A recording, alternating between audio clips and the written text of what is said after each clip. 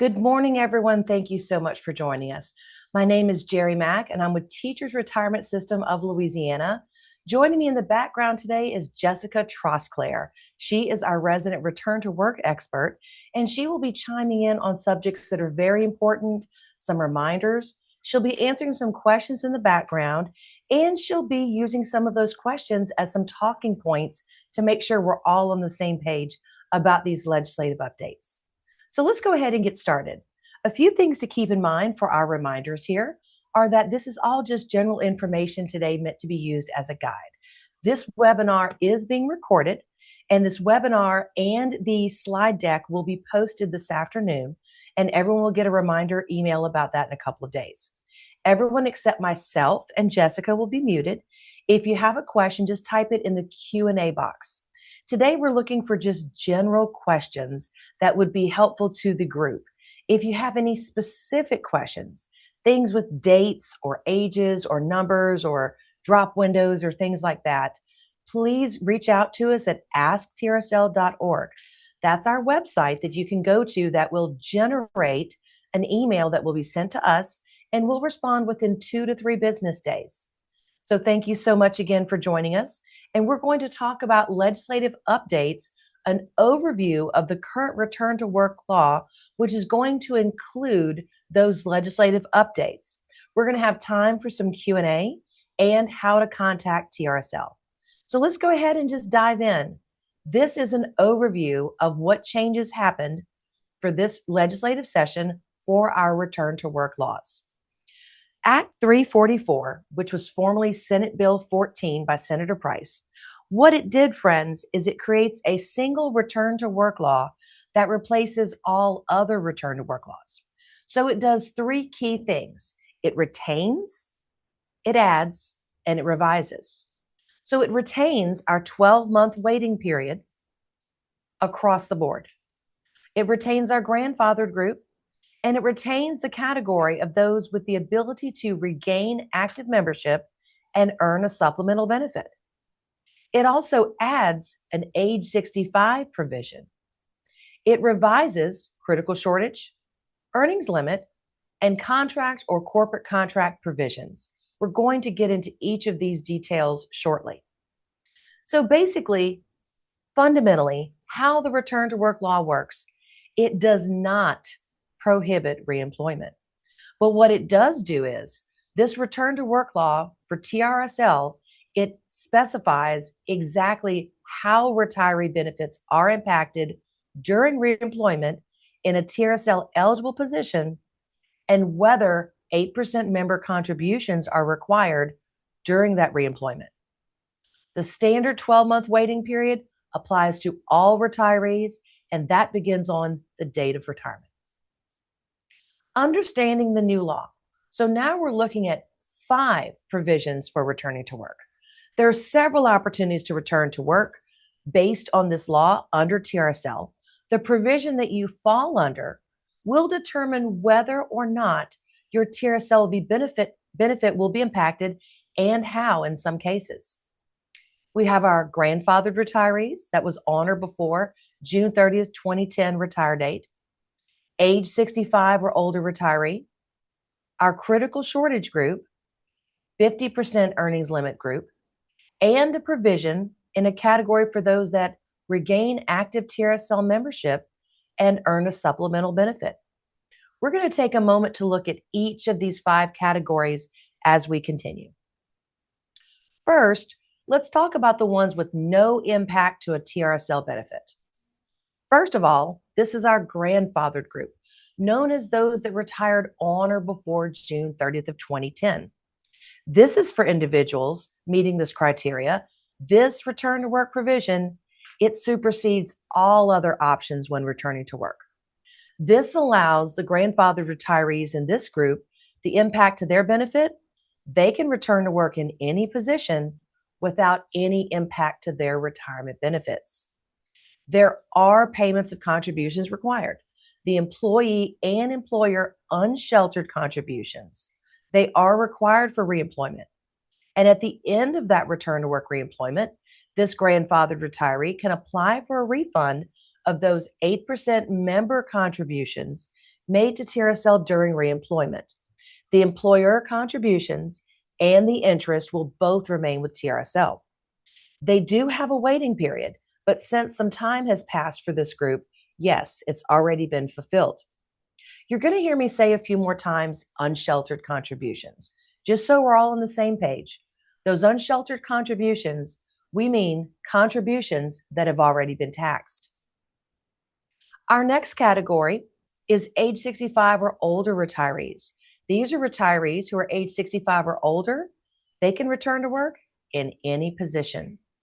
Impact to benefit? None, as long as they fulfill the 12-month waiting period. Now, know that this return to work provision is effective on the first day of the month in which this retiree would turn 65. Payment of contributions? Yes. Employee and employer unsheltered contributions are required. At the end of the reemployment, the retiree can apply for a refund of those 8% member contributions that were made to TRSL during the reemployment. And of course, the employer contributions and interest will remain with TRSL. There is a 12-month waiting period required for this group. So this is a new category, and I think it's going to be great. It's going to allow a lot of people to be reemployed without impact.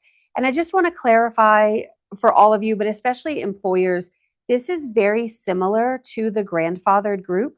So something to keep in mind is that the only criteria or the only eligibility factor that you're looking at is an individual's age.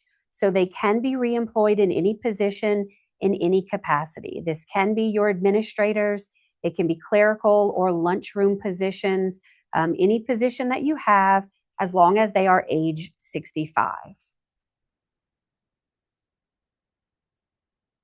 Thank you for that addition, Jessica. We certainly appreciate those clarifications that you have for us. Very important.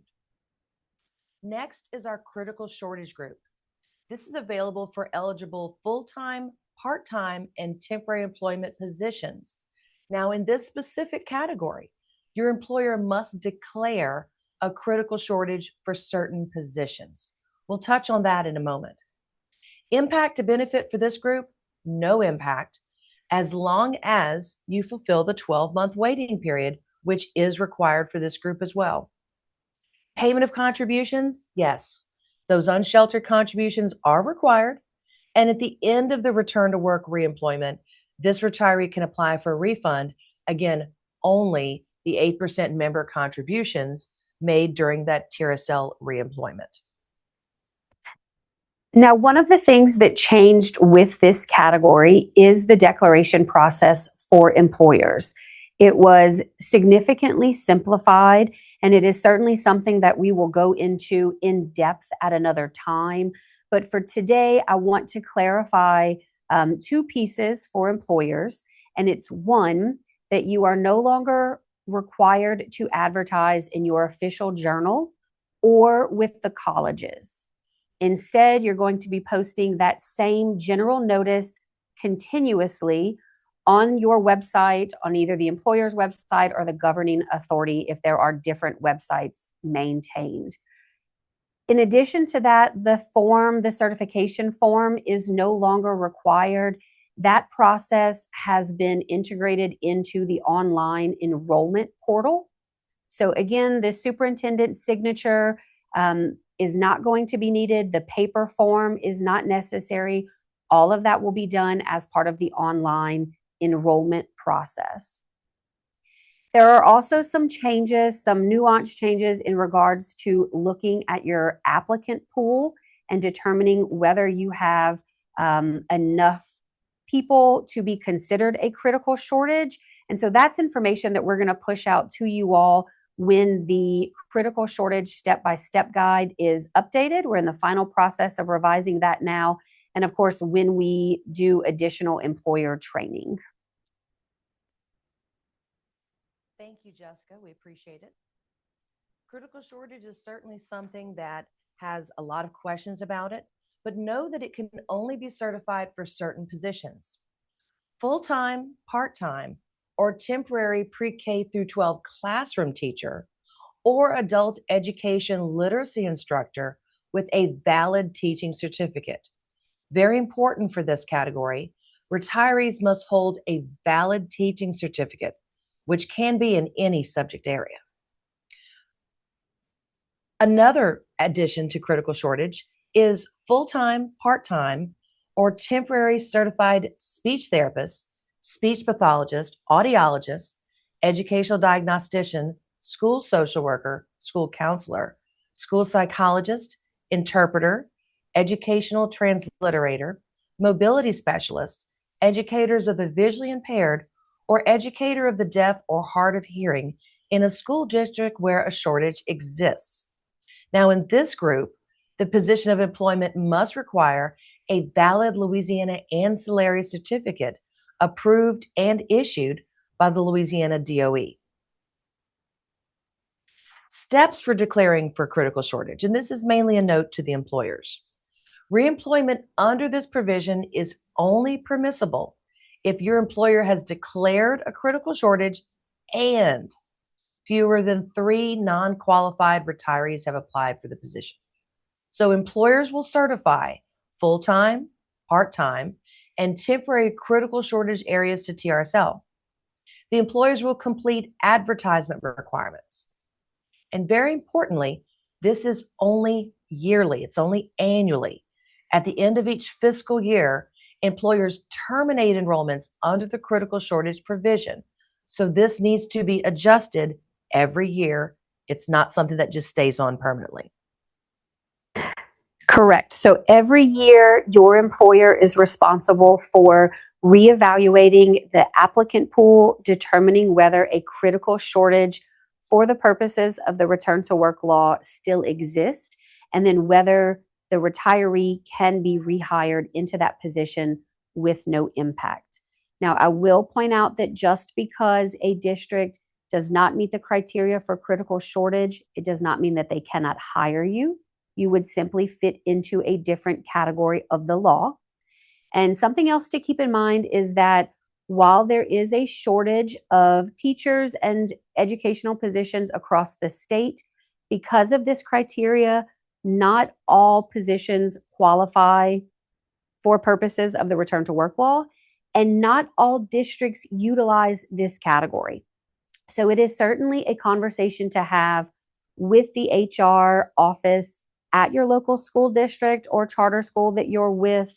Definitely something that you want to, if a principal is telling you, yes, this is a critical shortage, you may want to confirm that info from your school district, because ultimately the retirement system is going to apply the part of the law that the HR school district office tells us is applicable.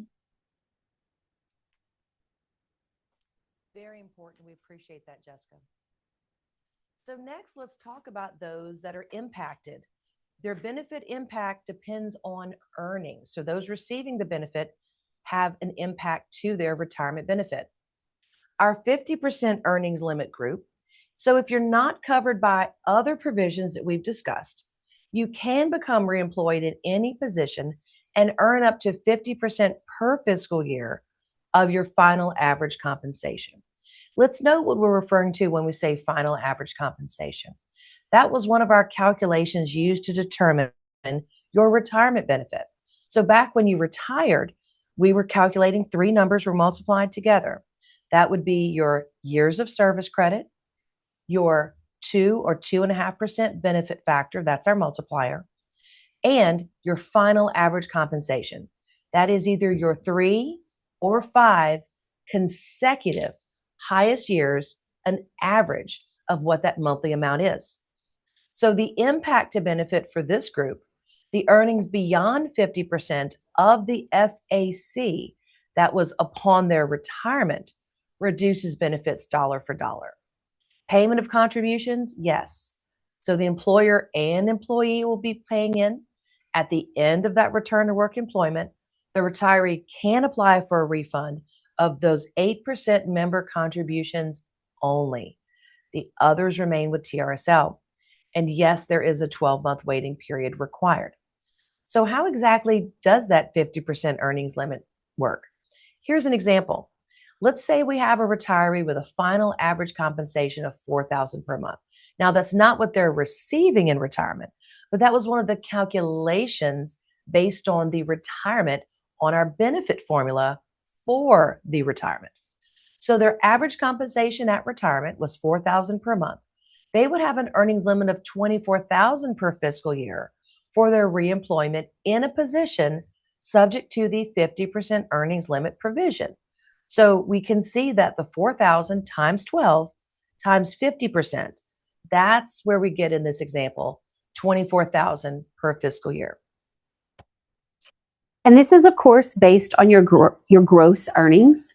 So the way we monitor this is that an employer will report your salary and contributions to us each month, and we review everyone that is in an earnings limit enrollment on a monthly basis. Once your gross earnings exceed that limit, we're going to send you notice. We're going to send you a letter that says, hey, this is what your employer has reported. You've gone over the limit by X amount of dollars. And then at the end of the school year or the end of the fiscal year, at that point, we will notify you of your final overpayment. So the cumulative amount that you've gone over for the school year. And we will begin the recovery process sometime around August or September. So there will be a bit of a delay in when you have actually worked, when you're paid for that work, and it is then reported to the retirement system. A month later is when you may be notified by us that you have exceeded your limit. And then a number of months later is when the recovery process may begin. So that reduction or suspension in your benefit. So just keep that in mind. It is the retiree's responsibility of keeping up with your earnings and where they are in relation to that limit. So I typically advise, if you are a day-by-day sub, if you have a daily rate of pay, find out what that is, divide it into your earnings limit, and that will give you an average number of days that you can safely work, and then check it off on a calendar as you go. That way you're keeping up with your earnings in real time instead of waiting until you've already exceeded that limit. Thank you. For our next group, let's talk about those that are impacted because their benefit is suspended. So those that choose to regain active TRSL membership and earn a supplemental benefit, you are also choosing to suspend your TRSL retirement benefit. This gives you active status in TRSL for any full-time direct position eligible for TRSL membership. So the impact to that retirement benefit, suspended for the duration of employment. Now, the payment of contributions is different here. Yes, you are paying in employee and employer contributions, but your 8% member contributions are not refundable, as you, the retiree, into this category would be accruing service credit. That will be used to calculate a supplemental benefit, which would be for your future retirement check. The waiting period, it's suspended whether or not the benefit is suspended, whether or not your reemployment occurs within or outside the 12-month waiting period.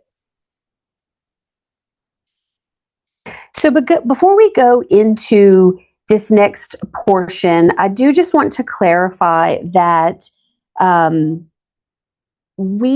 retirement system took all active enrollments, not including this Regain Active membership and the grandfathered people, and we terminated them effective 6/30. Now, just in our system, not with your employer, okay? So we are expecting all employers to re-enroll or submit new notice of any retiree that is reemployed. What this will do is move retirees who may have been in the 25% limit that previously existed to the 50% or to the age 65 if you're now eligible. Once that notice is received from the school district, we will mail a letter to you, and that serves as your confirmation of what the new impact or no impact to your benefit may be. So just know that that notice will be coming. You will be updated of the new earnings limit, like I said, or once you're placed into the age 65 or critical shortage, keep that for your records. If you don't get that notice, of course, please be patient with your employer and give them time since there's such high volume that needs to be submitted this year. But reach out to them if you're not getting that notice after a couple of weeks. So, talking about regaining that active TRSL membership, let's show you what we mean when we're referring to earning a supplemental benefit. So, if the reemployment lasts at least 36 months, so 36 months or longer, that supplemental benefit will be calculated based on whichever is higher, the retiree's original FAC that was used on the front end for their retirement calculation, or that final average compensation since reemployment. If the reemployment lasts less than 36 months, that supplemental benefit will be calculated based on the original FAC that was used to calculate for retirement. Contract or corporate contract. Let's dive in. The return to work law applies to eligible full-time, part-time, and temporary contract or corporate contract employment positions under certain situations. So, for this group specifically, the retirees employed under contract or corporate contract, they cannot choose to regain active membership. But the other provisions of the return to work law will apply, whether it's grandfathered, age 65 plus, critical shortage, or 50% earnings limit provisions. The impact to the benefit for this group, it will be impacted based upon which of the four previous return to work options you are eligible for and or select. Payment of contributions, they are required during that reemployment. Employee and employer, at the end of the reemployment, the member contributions can be refundable to the retired employee, but the other contributions and interest will remain with TRSL. This group, of course, is also subject to the 12-month waiting period. So I guess I'll just clarify that the law has really always applied to contract and corporate contract, but we've seen some variations in the past couple of years, especially with the creation of 2020, the 2020 law, in regards to how contracted employees are treated. So what the new law is doing is saying that we're going back to sort of the old method of treating retirees for the most part the same, whether they're directly employed or employed by contract or corporate contract. They will not automatically have a suspension of benefits just because they're a contractor or working through a staffing agency or whatnot.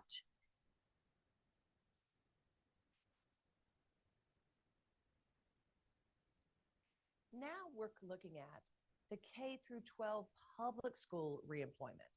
So these employees who are reemployed through contract or corporate contract with K through 12, and we're going to talk about public post-secondary on the next slide. These K through 12 public school employers are subject to the return to work law if they return to work in any of the 5 areas listed below. Instructional programs. This does include regular and special education instruction across all age and grade levels, and vocational and other instructional programs. Pupil support services, including child welfare and attendance services, guidance services, health services, and pupil assessment and appraisal services.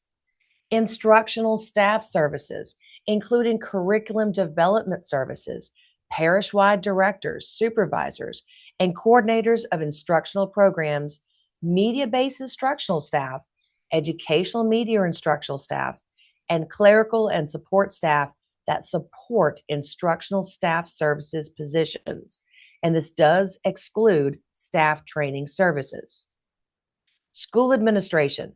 This includes our principals, assistant principals, related administrator positions at school sites, and clerical and support staff that support school administration positions.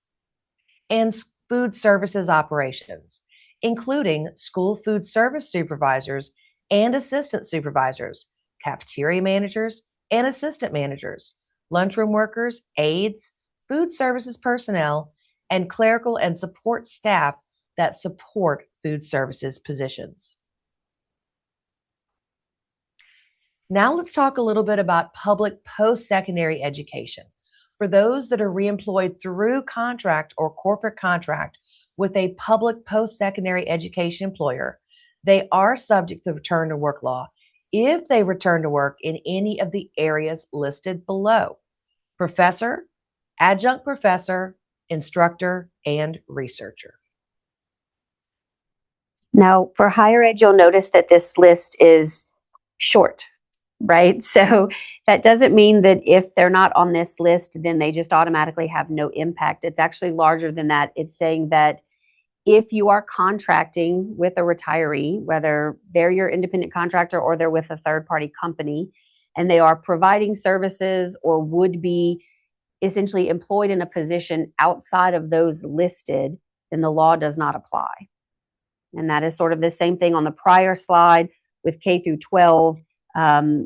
For example, Jerry mentioned that the staff training services, the law does not apply to contract scenarios in which someone is working as a professional development presenter or providing that staff training. So this criteria, again, is not a standalone provision. It's really hearkening back to the law that dictates whether a position belongs to the teacher's retirement system, whether it is considered a reportable position, if you will. Yes, definitely. Thank you so much, Jessica, because there's so much to consider when it comes to return to work. As we recap and keep those questions coming in, by the way, because Jessica and our colleagues are looking at these in the background and we'll be addressing those in a moment. If you're like me, friends, I love a chart. I love a chart. It just really helps my brain with different categories of different things. And before I get into this chart here, let me also share that we have links in the chat. So this webinar has been recorded and the slide deck will also be available. The link is there. It will be dropped this afternoon, later this afternoon. Any questions for TRSL, please reach out to us at Ask TRSL. We're going to go ahead and add that Ask TRSL link back in the chat. And we also have our updated return to work brochure and the return to work overview.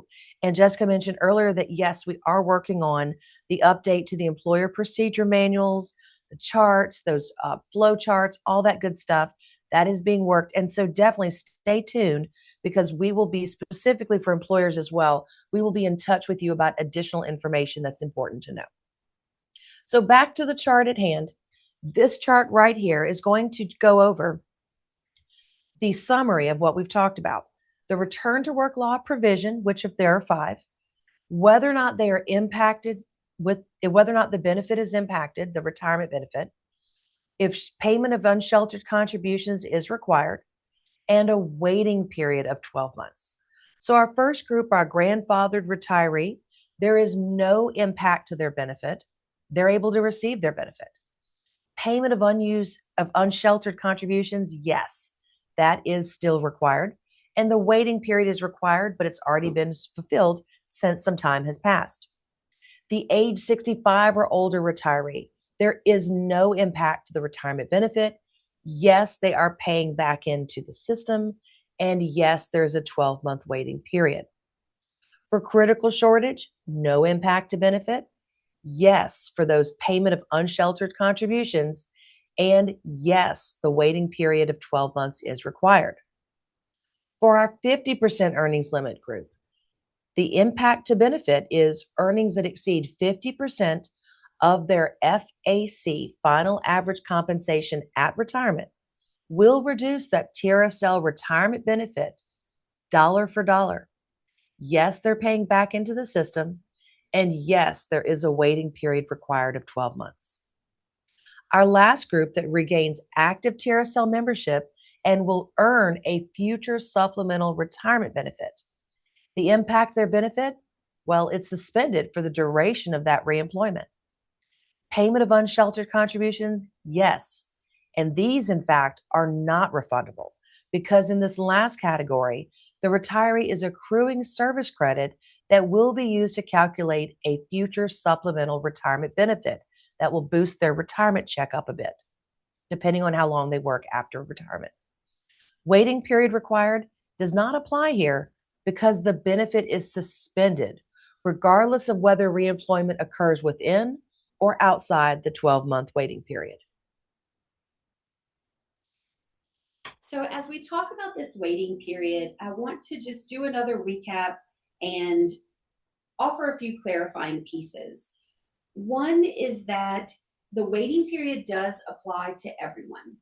So if you are a retiree looking to go back to work in any capacity with a local school district or a charter school or a higher ed entity that reports to us, if they belong to the teacher's retirement system, then the waiting period does apply. Even if you're a day-by-day sub, even if you are age 65 or it will be a critical shortage position, even if you're not a teacher. It does start, as Jerry said, on your original date of retirement. So that's going to be the day you officially retired and became eligible for retirement benefits. We cannot utilize the day that you entered drop. And of course, the waiting period does not start over just because of this new law passing. So no one whose waiting period has elapsed has to sit, you don't have to sit through another. And if you sort of re-retired after a long stint of reemployment under maybe the grandfathered category, or perhaps under return to work supplemental, where you regained active membership, your waiting period does not start over at that point either. It's a one-time waiting period, again, based on your date of retirement. Now, these laws are going to apply, we kind of talked about the contract piece, but just to zoom out a bit, I always say that there's sort of three components. You are a retiree of the teacher's retirement system. You are providing services or working for an entity, an agency that normally reports to the retirement system. So a local school district, a public college or higher ed institute, and you're in a position that normally reports to us or providing services that normally report to us. So if you're directly employed, that's going to be unclassified positions within higher ed. That's going to be nearly everything with K through 12, not including those on the bus and your custodial maintenance positions. This is even if you're part-time. A lot of people do not consider themselves reemployed if it's part-time or temporary. You're just, showing up for the day because someone needed someone to take their classroom for a bit. That still constitutes reemployment for purposes of this law. Now, it does get a little more nuanced when we talk about contract, especially for higher ed, and that goes back to those slides that Jerry covered, and this slideshow will be available and the information is posted on our website as well. But if you're a contractor, then yes, this law is allowing you to possibly work without a suspension of your benefit if you're not in your waiting period, but you may still be subject to some other impact like an earnings limit, depending on what the position is. Now, one of the other things that we've referenced a lot are these unsheltered contributions and whether they are refundable. And with this new law, unsheltered contributions are always required, whether you're directly employed or employed through contract or corporate contract.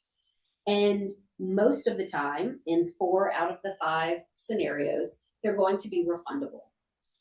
You do not have to wait 90 days after termination to refund those contributions, but we do have to have a term date from your employer. So we have to see that you're no longer actively working, and we have to wait until that last salary has been reported from your employer.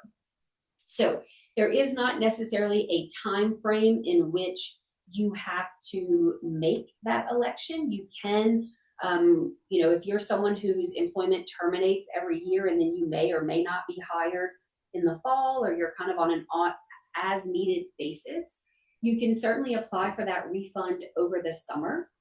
But if you are later reemployed and it's before that refund has been issued, that may cancel the application for refund. And of course, there's no limit to how many times you can refund. Those contributions, when they are refundable, they are always and solely due to you. We cannot keep them. So even if you stop working and years go by before you turn in the application, they're still yours. Those are still funds that will be issued to you once you submit the paperwork. Now, any questions related to health insurance or other benefits should be directed to your school district. That is the same for, like I said, health insurance, life insurance, sick or annual leave, or any other type of PTO. Those who elect the return to work supplemental option, you are not going to get additional service credit or additional sick leave supplemental amounts. That is not allowable under the law. But anything else pertaining to sick leave and whether it will be issued to you is at the discretion of the school district and their policy.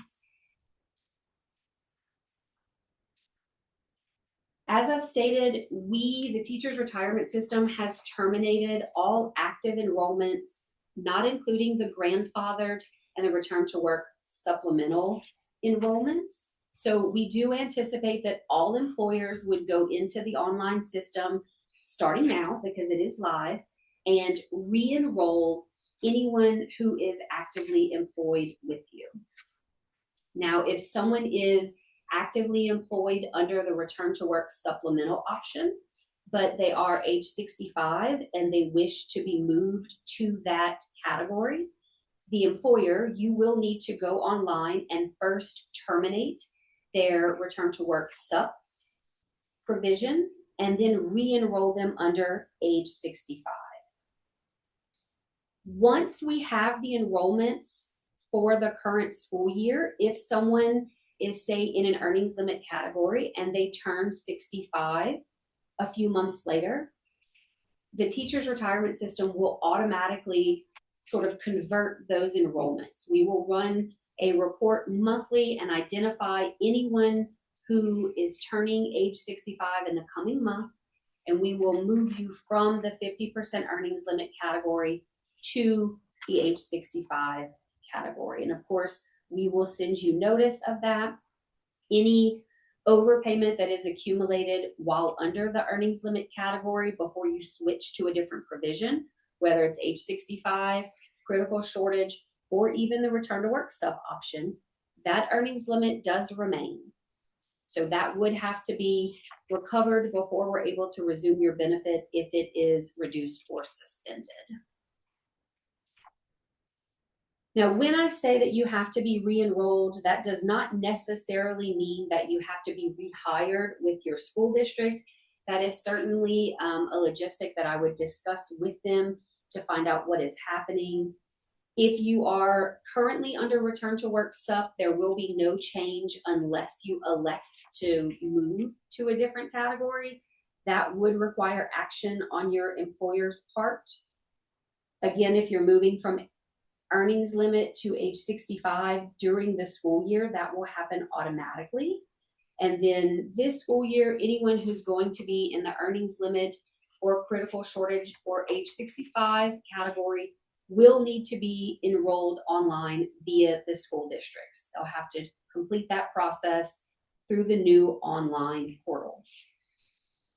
We did send out an e-blast to all employers that walked you through the new enrollment program.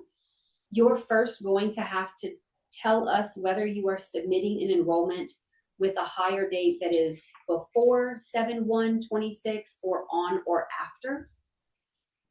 If you are submitting a backdated enrollment because you're trying to catch up for this school year, or you've been directed to do so because of an audit finding, please keep in mind that you will need to also submit an enrollment if that person is currently working as well. So you'll need to, provide the information that is relevant for the school year that just ended, and then also enroll that individual under the applicable provision of the new law. The last thing I want to say for employers about the new enrollment program is that it was designed with you in mind. It is more intuitive and really tries to keep sort of a decision tree in mind for you as you're stepping through the process. So you will first enter in a person's employment method and capacity. So are they contracted? Are they directly employed? Are they full-time or part-time? Our system will then take that information as well as their date of retirement and their age into consideration. When you go to the next screen, it is only going to show you the categories that are applicable to the person you are enrolling. So if they're grandfather, that's the only option you're going to see. If they're age 65, you're going to see only age 65, possibly return to work sub if they're eligible. Otherwise, you're only going to see earnings limit and critical shortage. So I do encourage you to go into the online system, start enrolling your individuals, see what information is out there. The earnings limit is provided through the process, as well as information about whether contributions are required or forms. And lastly, I'll just remind you all that there really are no forms when it comes to return to work enrollments, even for critical shortage. Everything has been rolled into the online process. The only form that is still relevant is the 15 ELEC. However, it is now only utilized if someone is electing the return to work supplemental option. And just an FYI, we used to call return to work sub option 2. That is what it was referred to in the old law. It no longer has that name, so we're all shifting and we're referring to this as return to work sub across the board. So again, no forms until someone is ready to either re-retire and they utilize that 11 RTW, or they're ready to get a refund of their contributions, and that's the 7A plus the 7D for direct deposit. I don't see any other questions coming through. So I think Jerry has a couple of other points to hit on, and then I will take a look at this question box one more time before we sign off. Thank you, Jessica. Definitely. These are some great points. Thank you so much for your questions. Your questions helped us craft what's on your mind, like what is on your pulse? What do we need to know, and how can we meet you where you are? And we certainly, employers, we appreciate everything you do for our members that are listening. We appreciate everything you do for all of our Louisiana students. So a few resources as we're wrapping up. We're going to drop a link in chat in just a moment for our My TRSL. We're so excited, guys. We've got lots of resources on our website, brochures, forms, newsletters. This webinar is being recorded. And My TRSL, yes, we're so excited. If you have not had a chance to sign up, everybody is brand new from the jump. So if you haven't had a chance to sign up yet, you're not really behind, because it's still our premiere year. And yesterday we were just 90 years old. That's right. July 1st, we just celebrated our 90th birthday. And we're so excited to still be secure and doing well for you, for everything that you do for Louisiana students, that we're able to provide those services to you as well. So check out My TRSL. So if you had member access previously, the last couple months, this is a whole new thing. Everybody starts over. Everybody registers and starts everything up, and it is very secure. We just recorded a webinar yesterday. It's available online. My TRSL, Retirement Made Easy. So you can see the screens and all the things that you're available to do and the steps along the way, because it's even more secure, and we require that MFA. So we're going to be sending you the link and the code, the things that we do with so many other things now to make things more secure. So as active members, you'll be able to update your name, mailing address, estimate your future benefit with online calculators. Yes, that is accurate. We get asked that a lot. Now, or at least I'd say toward the end of this month, is a great time, because our system is resetting, if you will. So it's like the fiscal year ends, the new one begins. We're getting all the good stuff in July. And toward the end of July would be a great time to do a new estimate online on My TRSL. You can view your annual statements, especially important the closer you get to retirement, friends. You can apply for retirement or drop and upload forms. We're very excited about that as something that you can do, whether you're uploading a form to us or if you have to upload important documents that we need copies of. your Social Security card, your beneficiary's Social Security card, those types of things. Birth certificates as well. Retired members, you have lots of great things in My TRSL as well. You can view your drop account and beneficiaries. You can print your income verification letter, which you may need to do at some point in your retired career. That's right, I said it, retired career. That's where we're going with that now. We're going to make that a great thing. Request Social Security verification letters. So that's retired members. Some point in the future, you're going to have to have that Social Security verification letter for different types of things. No worries. You can request that right on My TRSL, and you can change your federal tax withholdings as a retired member as well. So in case you can't tell, we're super excited about our My TRSL.